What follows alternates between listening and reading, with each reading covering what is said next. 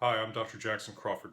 I'm a historical linguist who specializes in the Old Norse language and in literature written in the Old Norse language. I taught Old Norse at UCLA from 2011 to 14, and the closely related Modern Icelandic at Berkeley from 2015 to 17, and now I'm moving to the University of Colorado Boulder, back home in the Rockies. Over the past year, or really longer than that, I've been trying to spread some of the information that I teach about Old Norse in my Old Norse classes to YouTube for reasons mysterious to everyone, including myself. Uh, I had originally, in 2015 to 16, uploaded some videos in a sort of lesson series that was based more or less on the order in which I would teach the stuff in a class.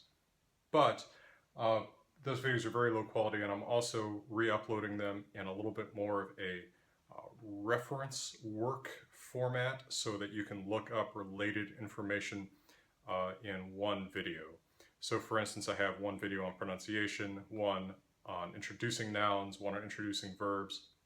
And in this video, what I want to introduce are the basic facts about the most important sound changes that affect Old Norse and how different forms of the same word in Old Norse can have sometimes strikingly different forms because of some kind of regular sound change that's happened. Often these sound changes also explain why Old Norse words don't look exactly like their cognates in a very closely related language like English or German. Uh, in trying to do these videos on YouTube, you really do learn some of the differences between YouTube and an actual classroom. I mean, the same things don't necessarily work in one environment as in the other. Uh, in a classroom, I can interact with students, I can answer questions. I really don't have a way to do that here or time to do that here. Uh, also in a classroom, you're less likely to be called a Nazi and a Stalinist in the same day for something you said about verbs or whatever. But that's YouTube. So let's look at, first of all, in exploring these sound changes, most of which fall under the umbrella term of umlaut. Let's look at how vowels are made in your mouth. Now, I've talked about I umlaut and U umlaut, the two most important umlaut phenomena in Old Norse, in the video about nouns and the video about verbs. This will be a little bit redundant, but again, I want people to be able to look up related information in one video, as it were. So this time I'm not going to draw a map of the mouth because I'm bad at that, but I'm just going to make a typical vowel chart. So there are some vowels that are made further forward in your mouth, some vowels that are made further back in your mouth, some vowels that are made higher up in your mouth, and some vowels that are made lower in your mouth. And this more or less charts where those vowels are made. So for instance, the oo sound in room is further back in your mouth than the e sound in seam. And if you go back and forth between making those sounds, ooey, ooey, ooey, you can feel your tongue going forward and backwards. It's in the back for oo, it's in the front for e. The way that I have notated vowels here does not include all possible vowels in all possible languages. Since this video is about Old Norse, these are the vowels of Old Norse. For the most part, these vowels have their IPA, International Phonetic Alphabet, meanings in Old Norse. That means that the pronunciation is not exactly like Modern Icelandic, and especially in talking about sound changes, it's important to keep in mind how these things actually sounded in Old Norse and in the stages of the language before that. I've made a video, if you haven't seen it, about the pronunciation of Old Norse. I would check that out if you have questions about this.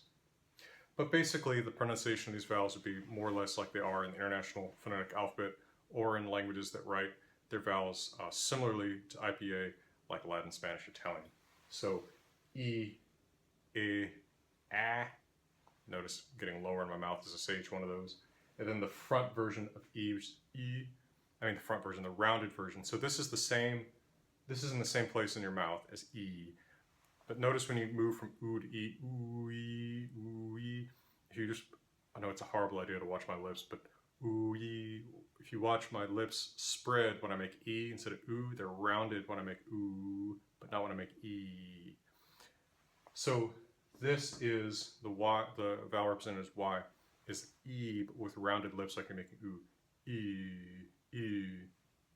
This is represented by u with two dots above it in German, or by, well, just a regular U in French. And then this is the same thing, but for A, just with your lips rounded. I often tell people to pronounce this vowel. Imagine Arnold Schwarzenegger saying a word like bird or word, bid, would. That gets you pretty close. So then in the back we have oo, o, and ah, and then this vowel is written in Old Norse as o with a tail, o caudata.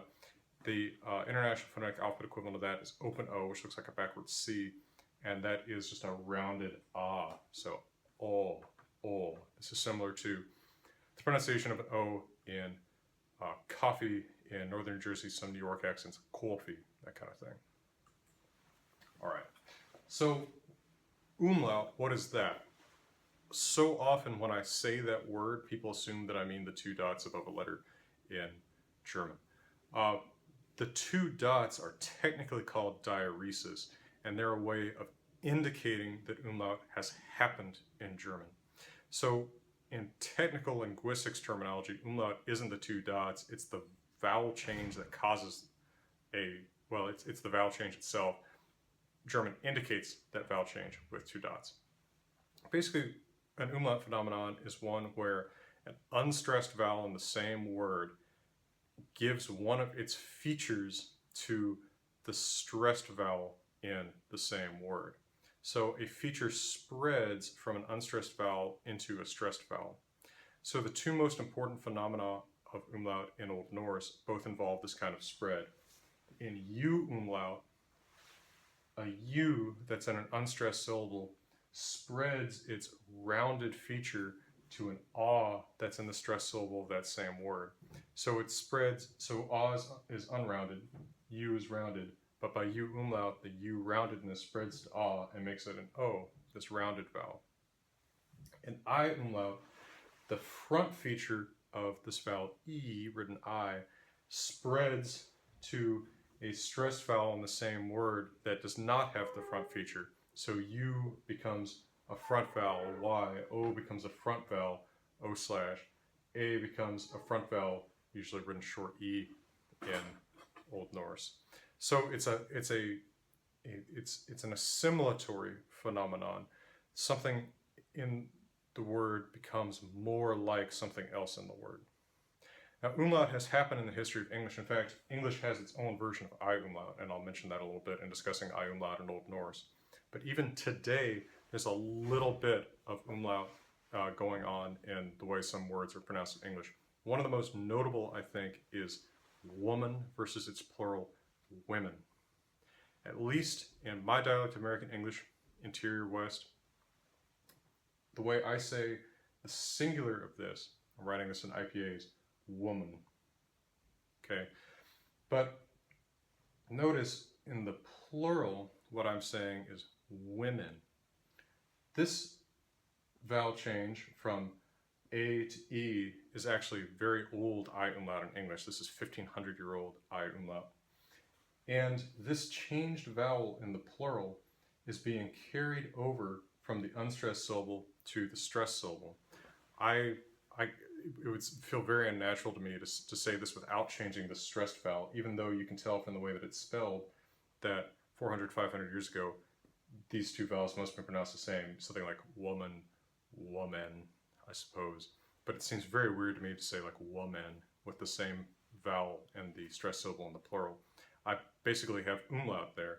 The vowel of the unstressed syllable has influenced the vowel of the stressed syllable and made it more like itself, in this case identical to itself, women, instead of woman or something of that nature. So umlaut is, it's actually one of the most common types of change over the course of the history of a language. It can be, again, more broadly thought of as a kind of assimilation. I have another video where I've actually talked about the way that languages change over time. I'll link that in a card in the top right if you want to check out this kind of change in a broader cross-linguistic perspective. But first of all, let us take a look at the very pervasive I umlaut in Old Norse. So one thing we have to remember is that I umlaut is already a past tense phenomenon in Old Norse, the language as we're reading it in Eddas and Sagas in the 1200s AD. I umlaut seems to have occurred around 700s, maybe into the 800s, and then it ceased to be an operant conditioning factor. So an I in the language in the 1200s probably isn't going to cause I umlaut. What matters is where there was an I or a J in the Proto-Norse language, in the language of, say, 600s, 700s AD. The good news is that there are some really predictable places where those I's appeared.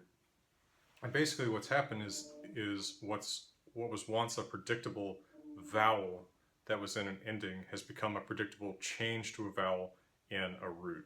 So information has just moved from the ending into the root, as it were. So one of the places where we can predict that happens is in the present singular of strong verbs. I've looked at this already in the video about verbs, so I'm not going to dwell on this too long. But basically, the present tense singular forms, I do, you do, he, she, it does, of strong verbs are going to have an I umlauted vowel. So in Proto-Norse, a verb that might have had a form like radan, to rule, would have a first person form radu, a second person form radis, and a third person singular form radis. After this had assimilated to the second person singular form. They weren't always the same. Also note, for purists out there, I'm not actually showing the Proto-Norse forms of the pronouns. It's just to help remember which forms these are. So what happens, of course, is I umlaut takes that I vowel and fronts the stressed back vowel that's in front of it so that you get Old Norse, the language that we actually read, rather, from radis. The information in the front feature has moved from the unstressed vowel to the stressed vowel, and then the unstressed vowel that conditioned the change has dropped out.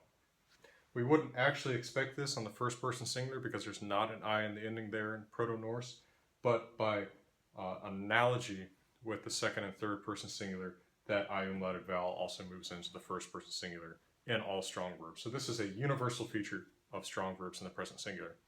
Note, of course, that if the root vowel in the strong verb is not a back vowel, if it's already I or E, then there's no change. So a verb like finna, it's just ek fin, thu finner, that finner, because there's no change being made by I umlaut. It's already got that feature front in the root vowel.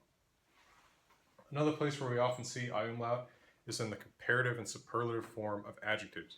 Not all adjectives, but a substantial minority of adjectives have I umlaut in the comparative and superlative forms. So for instance, the adjective ungr, which means young, has a comparative ingri with that front vowel that used to be in part of the ending moved, or its feature of fronting moved into the stressed vowel, fronting the U to a Y. Same thing, yngsti. Again, not, which is youngest, so younger, young, younger, youngest. The comparative and superlative have an I umlauted vowel relative to the vowel that's in the root in the normal positive form of the adjective. This does not affect all adjectives. Like I said, a significant minority. Interestingly, there's also a significant minority of adjectives in English that have this feature, like old, elder, eldest, where I umlaut affects the comparative and superlative. Although, of course, in normal everyday English, we have analogized that away and say older and oldest now. And then the plurals of some nouns, where there used to be an I in the at least some of the plural endings, will have I umlaut in some of the plural endings in Old Norse too. So one example would be Os, which is the name for a singular member of a god of the family that includes Odin and Thor, the plural of which is Asir, which is the I umlauted vowel. That is from a Proto-Norse form that would have been something like Ansus. That's also reconstructed as the name for an Elder Futhark rune, of course. Plural, something like Anses. Here the I that was there, and actually in this case still is there, has changed the A into an ash. It has fronted it, has spread its front feature to the A. making it a instead of ah. All right, so let me look next at a chart of what the actual changes conditioned by I umlaut are. All right, here is a look at the changes that are caused by I umlaut. In each case, if you look at the vowel chart, you'll see that what's happened is that the back vowel has been caused to move forward in the mouth. So short a becomes short e. We see this, for instance, in the plural of the word for man, person. This is the root man, plural manes in Proto-Norse, also Proto-English, where the exact same change happened.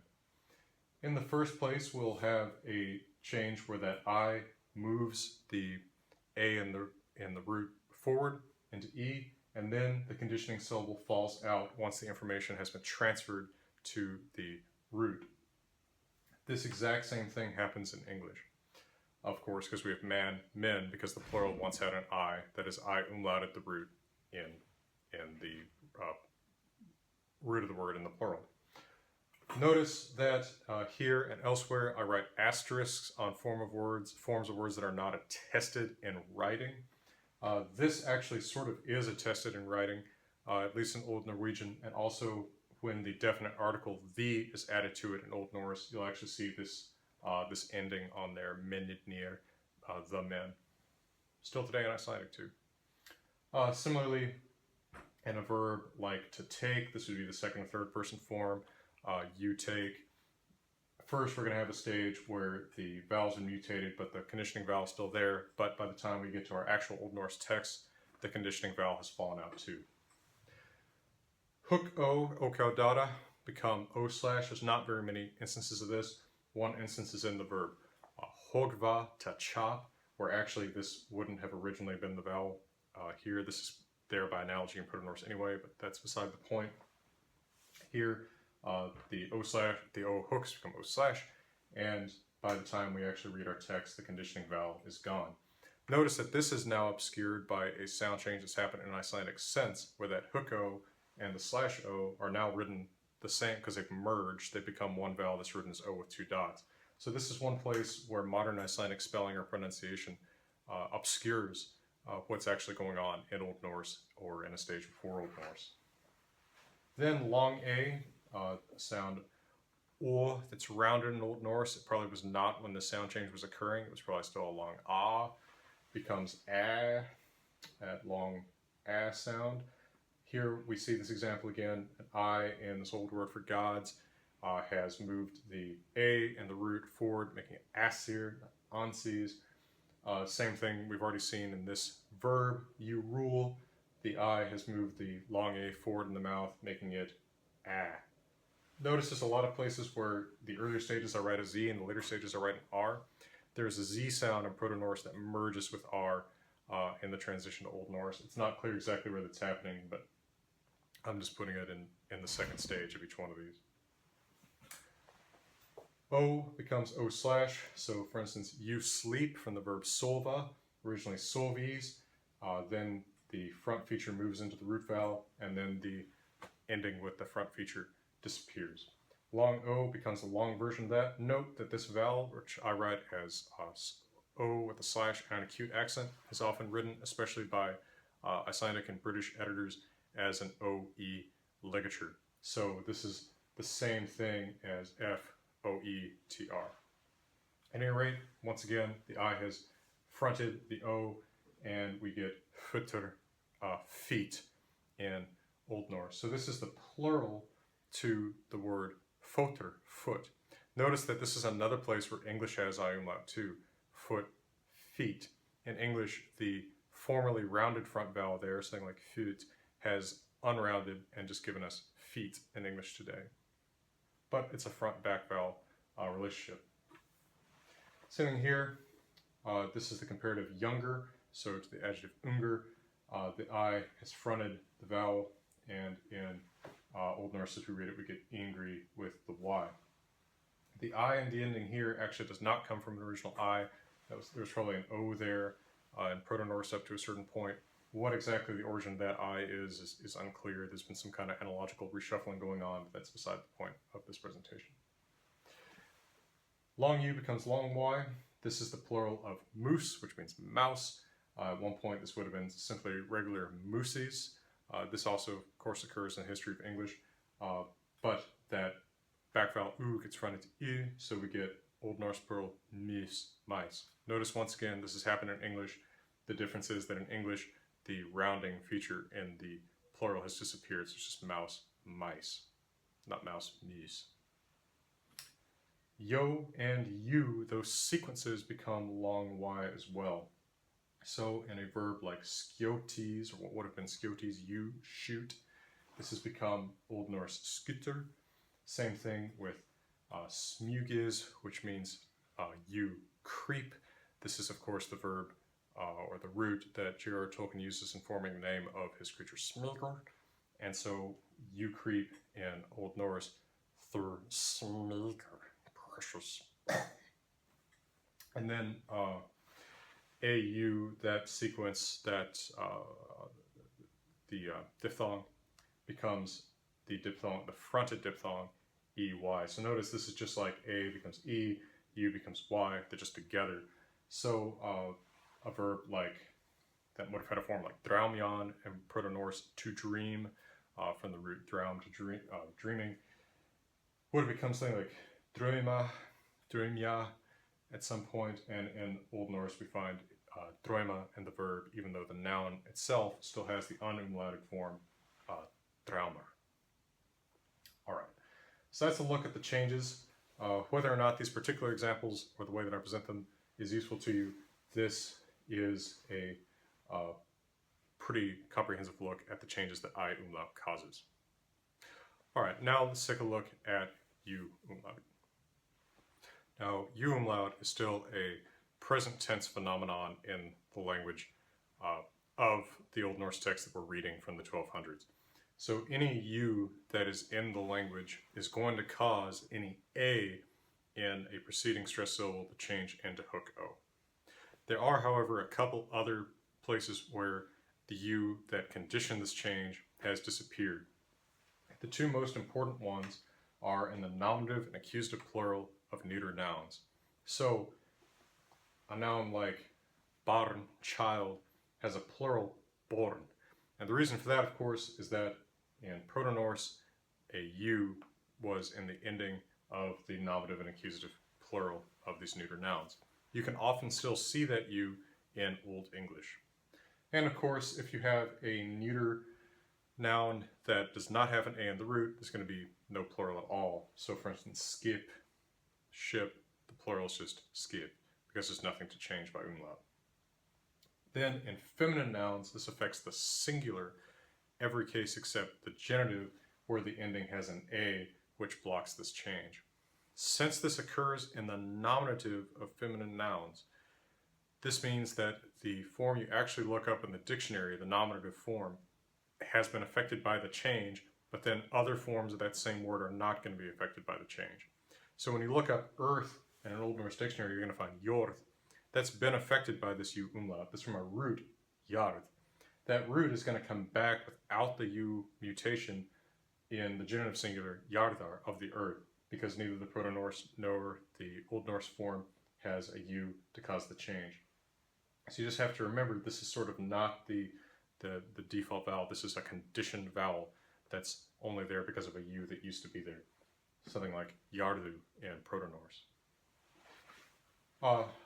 But this change, as I mentioned, is actually more contemporary with the Old Norse text we find. Anywhere that you see a U in Old Norse is going to cause this change.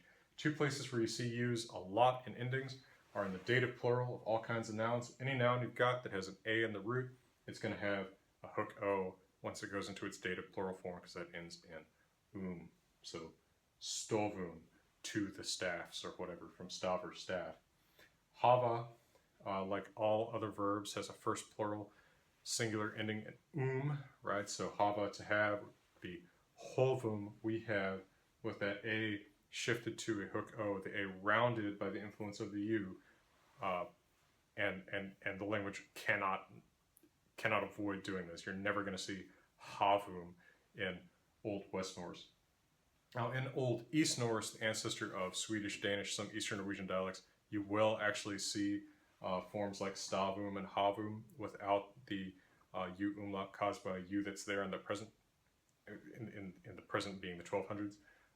But since almost all our texts come from Iceland and Western Norway, it's good to remember this as an ironclad rule in learning Old Norse.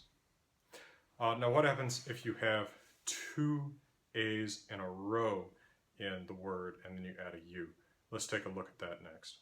If you have two A's in a root and then you add an ending with U, what happens? Well, you get a chain reaction. So the adjective for old, the root is gamal. So in something like the masculine form, there's no mutation at all. There's no U there to cause the mutation. But in the feminine, so adjectives more or less work like nouns.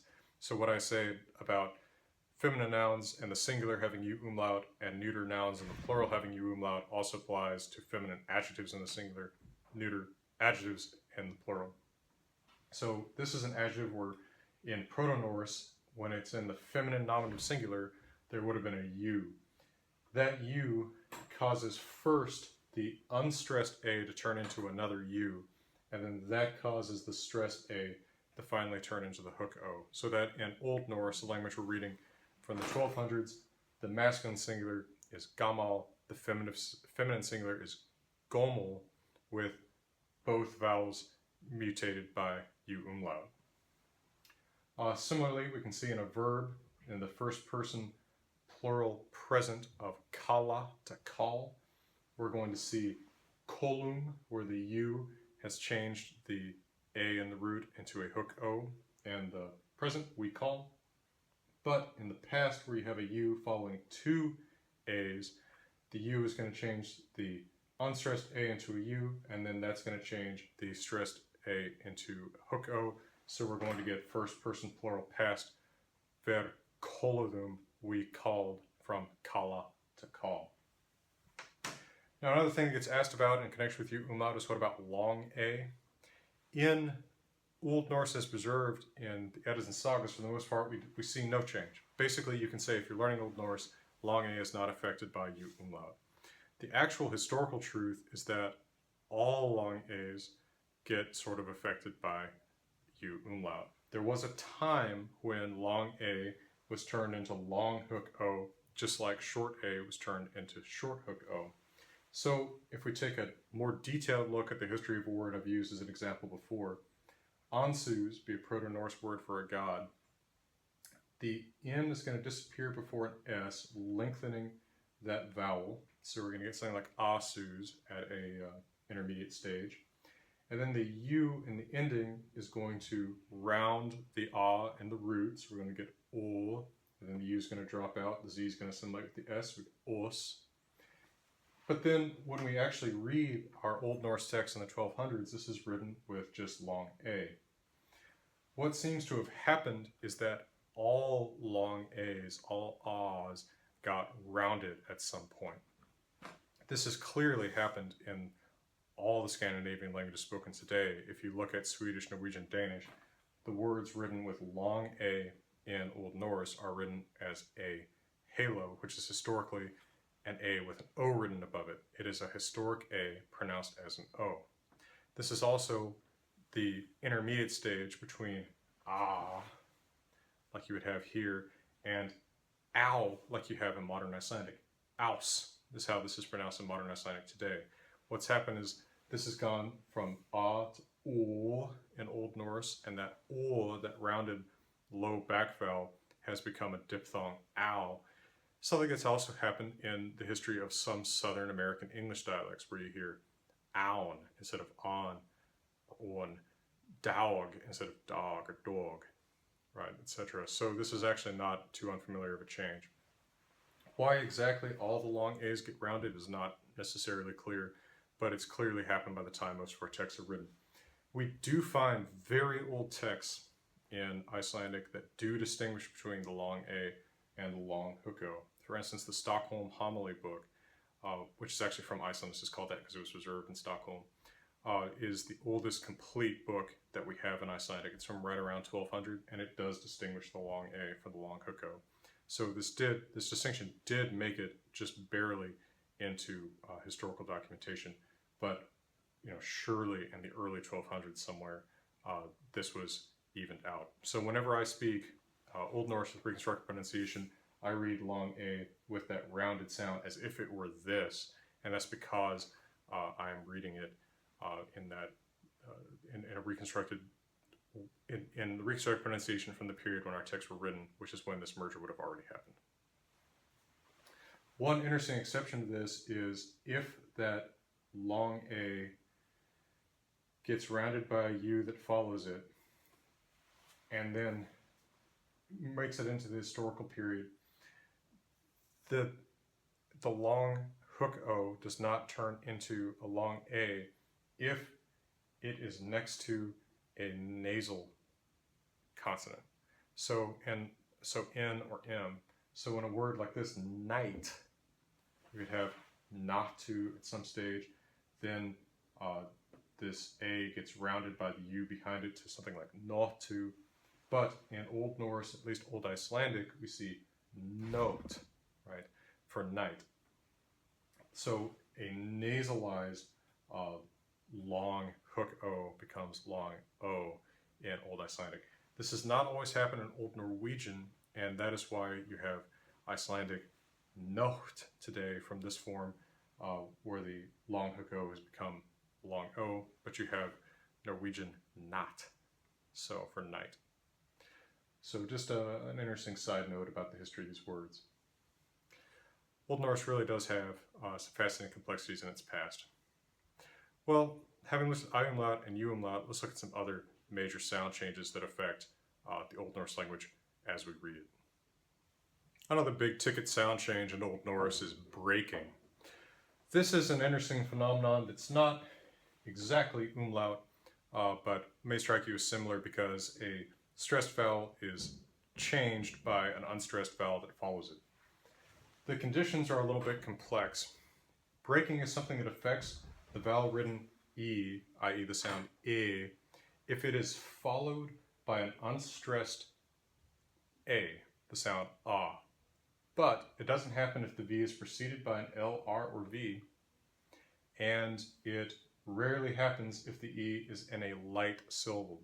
It is predictable in heavy syllables. Now in Old Norse, as I discussed in my video about Old Norse poetry, a heavy syllable is a syllable that contains a long vowel. Actually can't apply here because it's a short E that's affected by this. So what I mean then is it's a syllable that contains two consonants at the end. All right, so if the E is followed by two consonants, those two consonants are followed by an A, and the E is not preceded by L, R, or V, A is going to change into JA.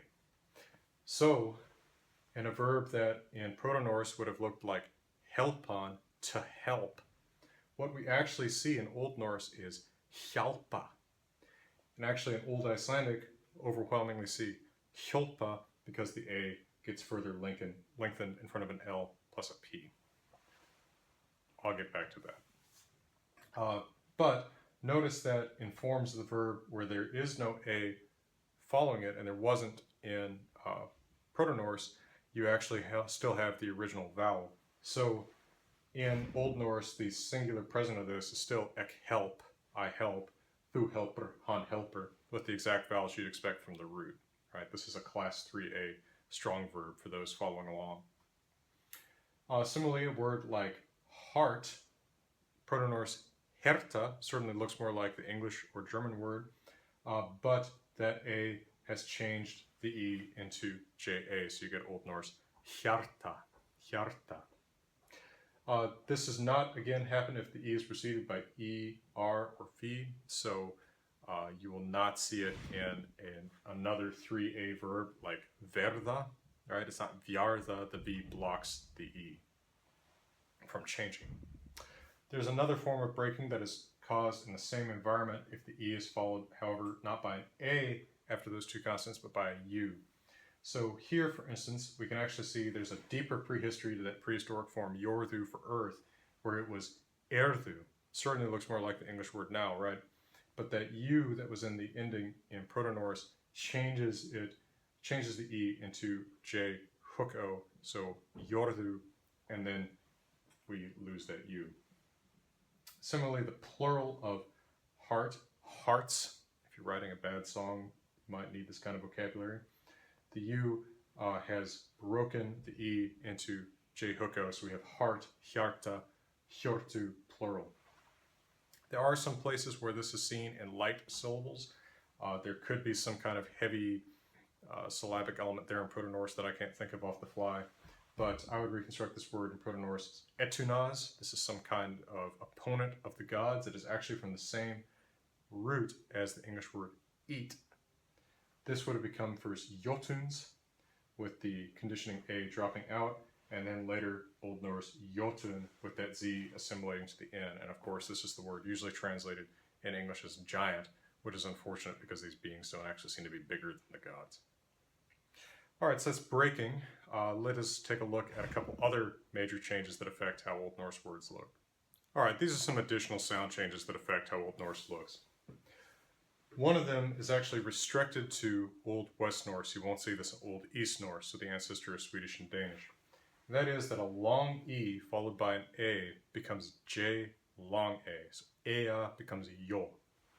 So the verb to see in Old East Norse or in an earlier form of Old West Norse would be sea, but in classic Old Icelandic or Old Norwegian you're going to see sjå. However, much like breaking, this does not affect the forms of the verb like you see with hjalpa that don't have an A in the ending. So the present tense is just the same as you'd expect for a strong verb. Ek se, I see, thu ser, hon ser, you see, she sees. This also affects a noun like fe, which is property, cattle, livestock, where the genitive singular would have once been feas, but in classical Old Norse we see fjord. The ea has become J long A. Another big one is that a V, which of course in Proto-Norse would have been a W, is lost before rounded vowels. Now W is in a sense the consonantal form of the vowel U. If you think about how you say a W sound, a W, it's basically how you say an U sound. U, W, U. In fact, if you do sort of a Bela Lugosi vampire accent, you can kind of hear yourself just making U's instead of the W's. Ui, don't drink water, right? Well, because W is rounded, it has that rounded feature, it disappears in many languages adjacent to vowels that also have that rounded feature. It sort of melts away in front of them. And so that's why you see verbs in Old Norse like verða, to become. It's a classic 3A verb. Typical past third singular form varð, but then in the past plural we have urðu, because the U that comes up in the past plural of a 3A strong verb makes the V that was once a W disappear. Same thing with the past participle. The O that the root adopts there makes the W that becomes a V disappear. This also affects the way that a lot of cognate words look between Old Norse and English. So for instance, Woden, the Old English form of that god's name, which is Odin in Old Norse without the consonant in front of the O.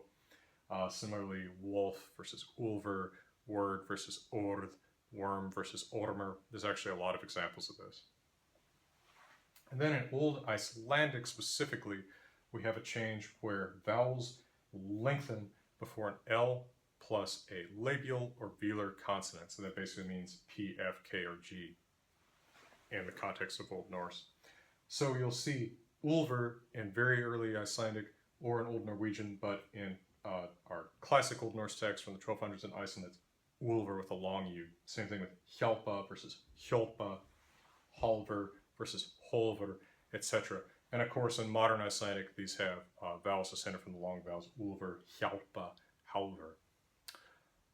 All right, as a final exercise, let's look at a couple words in their Proto-Norse forms and see if you can guess what their Old Norse forms are going to be. All right, this sort of thing is pretty much the closest I can get to offering homework on YouTube. Take a look at these words. Don't think too much about how the ending will change, but think about how the ending will affect the root. Think about the changes we've gone over, umlaut, breaking, etc., and consider what the ending might do to the root in each one of these words in the form that we'll actually see them in Old Norse. And then you can pause the video, maybe write this out for yourself, and think about it, and then restart the video, and I'll look at what changes would apply. The N means it's a noun, V means it's a verb, and A means it's an adjective, in case that helps you think about it. All right, so what changes would apply? In the first one, we have an unstressed U following an E. That E is followed by two consonants, and it's not preceded by V, L, or R, so it's going to be subject to breaking. U breaks E into J plus hook O, so this gives us the Old Norse word fjordr, fjord. In this one, we have the second person singular or third person singular of a strong verb in the present tense. This is blota, to make a sacrifice. So Proto-Norse blotis, that I is going to change the long O by I umlaut into long slash O. So blötur, you sacrifice, he, she, it sacrifices in Old Norse. Here we have the plural of what would have been a noun, handus, in Proto-Norse, hand, so this is hands. That I in the ending is going to change the A into an E by I umlaut, and then that I is going to disappear like it does here.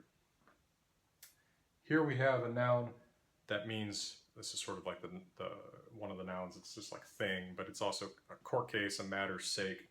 Saku in Proto-Norse, this is a feminine noun. In the nominative singular, that short U is going to change that short A into a hook O, and then the conditioning U is going to drop out, and you're going to get Old Norse sok. Here's another place where you get breaking. We've got an E followed by two consonants and then an A. That E is not preceded by V, L, or R, so it's going to be subject to breaking.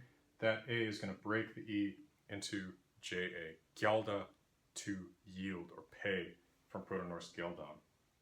And here we have another instance of I umlaut, or an I following a short A is going to turn into a short E, breaking eldri, that is older, elder, from an earlier form, aldazo, formed of the root ald, which means old, which of course also appears in English. All these roots appear in English. Well, you know, YouTube is a pretty imperfect means of offering education. I do these things for free, again, for whatever reason, I don't know. I do have a Patreon account where if you are working on learning Old Norse, you're welcome to send short messages to me, request short homework assignments, get feedback, that kind of thing. But you know, ultimately YouTube's pretty imperfect, right? I can't just interact with you that much. I can't send you, you know, exercises and grade exercises and things like that. YouTube is to a classroom kind of what Pine Sol is to waking up in the pine forest in the Wind River Mountains, right? But it's better than nothing, and I hope these videos have helped somewhat anyone who's working on learning Old Norse and understanding its fascinating complexities. So for now, from the University of California, Berkeley, I'm wishing you all the best.